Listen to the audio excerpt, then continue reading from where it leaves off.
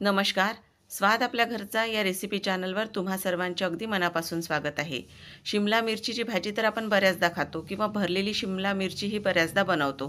पण आज आपण अगदी वेगळ्या पद्धतीने शिमला मिरचीची भाजी करणार आहोत, की ज्यामध्ये आपण अख्ख्या किंवा पूर्ण शिमला मिरचीचा वापर करणार आहोत. शिमला मिरची आपण तिचे काप करणार नाही आहोत.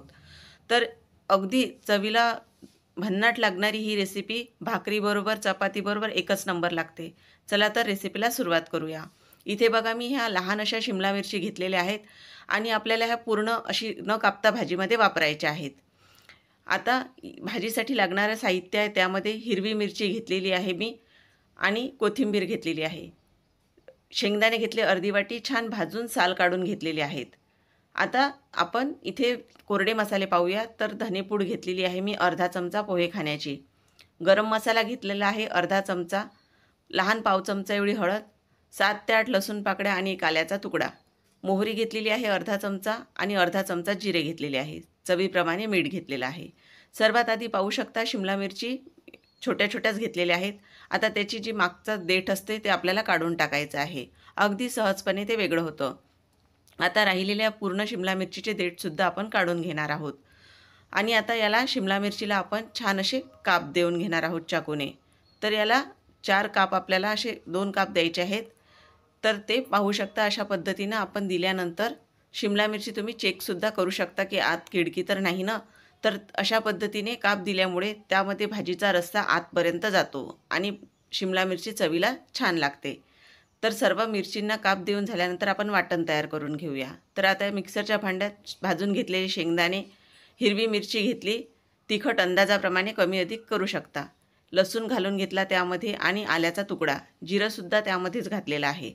कोथिंबीरही घालायची आणि नंतर त्यामध्ये पाणी टाकून त्याचं छान पातळ किंवा असं जास्तही पातळ नाही करायचं, वाटण तयार करून घेतलं. आता अशा पद्धतीने मी वाटण तयार केलेलं आहे. जास्त घट्टही नाही किंवा पातळही नाही. आता आपण भाजीच्या फोडणीची तयारी करणार आहोत. तर त्यासाठी इथे मी तेल गरम करायला ठेवलेलं आहे एका भांड्यात. तेल भाजीसाठी छान कडकडीत गरम होऊ द्यायचं आणि नंतरच त्यामध्ये मोहरी घालायची. मोहरी छान फुटू दिलेली आहे आणि आता त्यामध्ये आपण तयार केलेलं वाटण घालून घेऊया. वाटण छान खमंग असं परतून घ्यायचं आहे. हिरव्या मिरच्या कच्च्या वापरल्यामुळे त्या तेलामध्ये छान परतून घ्यायच्या. भाजीला छान चव येते. आणि हेच वाटण तुम्ही आणखी 3-4 भाज्यांनासुद्धा वापरू शकता. यामध्ये 3-4 प्रकारच्या भाज्या केल्या जाऊ शकतात.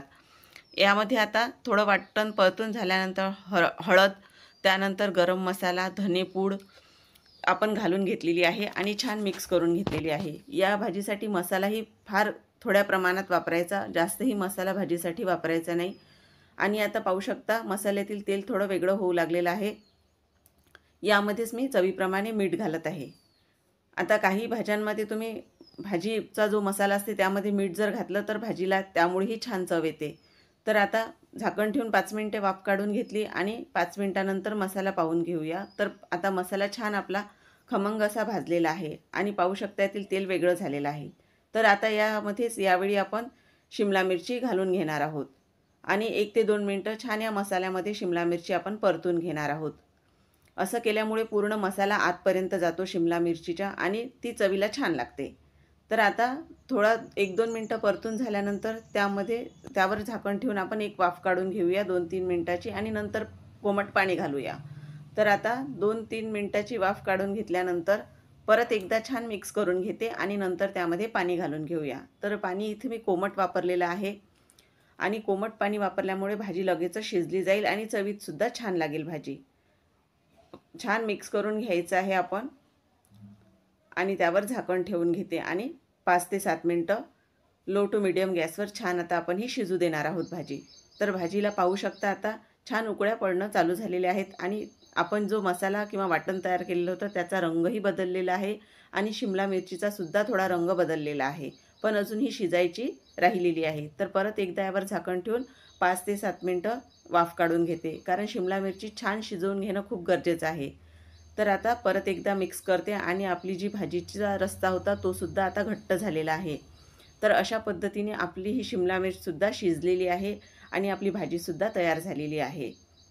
तर अशा पद्धतीची शिमला मिरचीची भाजी तुम्ही नक्की करून बघा. भाकरीबरोबर तर ही भाजी एकच नंबर लागते.